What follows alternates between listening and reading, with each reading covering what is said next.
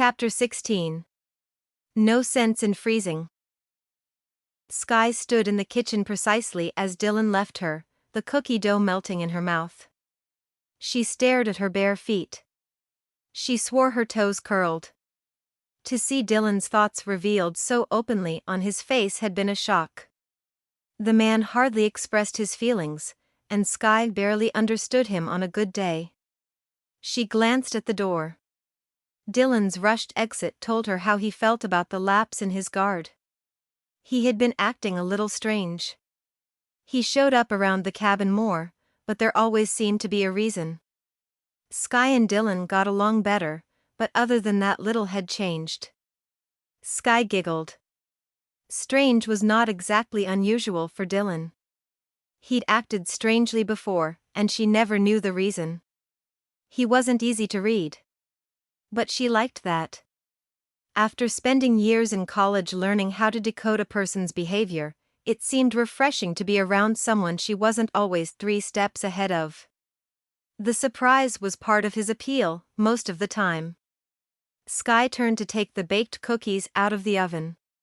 He was probably working through something.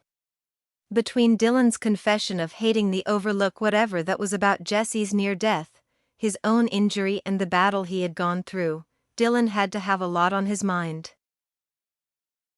2 evenings later, the weather, which had already cooled off, got considerably colder.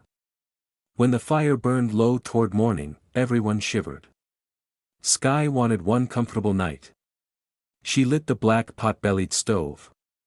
Today was the coldest yet, so they expected the night to be more of the same. She and Jesse pulled the mattresses off the bed, onto the floor, closer to the stove. Sky laid down and tucked a small blanket around first Jesse, then herself, then laid a larger one over the 2 of them and fell to sleep. Dylan sat by the window and watched as Wade came in from the cold, stomping his feet and rubbing his arms. Wade surveyed the mattresses on the floor, Jesse and Sky asleep on them. "Looks like we're down to body heat." Dylan returned his gaze to the scene outside the window. "Yeah, no sense in freezing alone, I guess. Not sure it'll be necessary to keep watch tonight, even the sick and infected should know to stay in from the cold. Yeah, let's board it all up and take turns dozing." After everything was done, Wade crawled into the makeshift bed on Jesse's side, turned his back to everyone and started snoring almost immediately. Dylan shifted toward the sleeping trio, chewing his nail. Sky's dark hair fanned out against the white of her pillow. A pleasant expression covered her face as if all her troubles were gone for the night. Dylan worried about his own problems. There wasn't a lot of bed left, and it would be close quarters if he laid down beside her. Things were bad enough for him as it was. He eyed their old couch with distaste. He needed sleep, and that lumpy thing didn't allow much rest. Dylan's eyes moved from the couch, to Sky, and out the window to scan the grounds. The couch, Sky, and the grounds became his routine for the next several minutes until he found his gaze lingering on Sky longer than the others. Dylan scolded himself, calling himself every kind of fool. He'd spent the last 2 days putting distance between himself and the woman, and here he was back where he started. Dylan rubbed his chest in that place that seemed to ache just for her. His eyes drifted back to Sky. How could he resist? Dylan tapped Wade on the shoulder, letting him know it was his turn to keep an ear open for anything unusual. Wade snorted and turned, but he didn't snore again. He was good. Dylan slipped into the bed beside Sky. She stirred and turned toward Dylan but didn't wake up.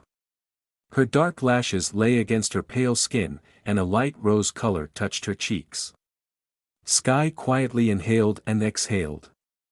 It calmed Dylan's thumping heart, and he drifted off to sleep. Sky woke slowly, surprisingly warm.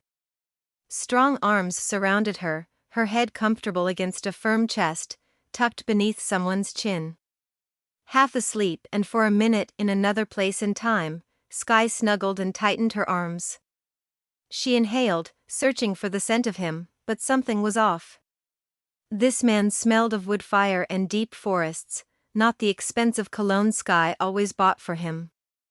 These muscles were too defined, the arms holding her too long. And her husband never liked laying together like this. He preferred her to stay on her own side of the bed. Sky blinked her eyes open and looked up. A stubbled chin. His head tipped toward hers, dark hair and tanned skin showing off blue eyes.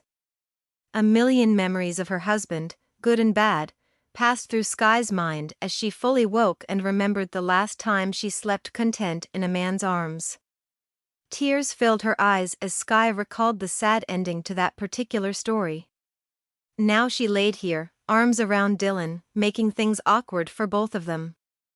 Dylan. Sky's face reddened as she tried to pull away from him. So sorry.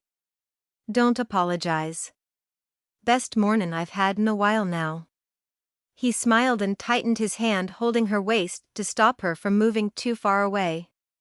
Sky winced as old memories of her less gentle ex continued to tumble through her mind. No, don't. Sky's tone sounded unusually sharp as she pushed further away. Dylan tensed. He squinted as a shudder came down over his eyes. Sky's brow crinkled, and she bit her lip as she returned her hand to his chest. No, I'm sorry, I didn't mean anything. I was just not awake yet. Dylan jerked his head in some semblance of a nod and yanked his arm from her as he jumped up from the mattress. Sky looked down. Well, that just made it worse. Dylan, she called out, but he was already halfway out the door. There was no answer. Sky sighed and flopped over onto her back and directly into the giggling, smirking faces of Jesse and Wade. Sky rolled her eyes and stood, heading for the isolation of the bathroom.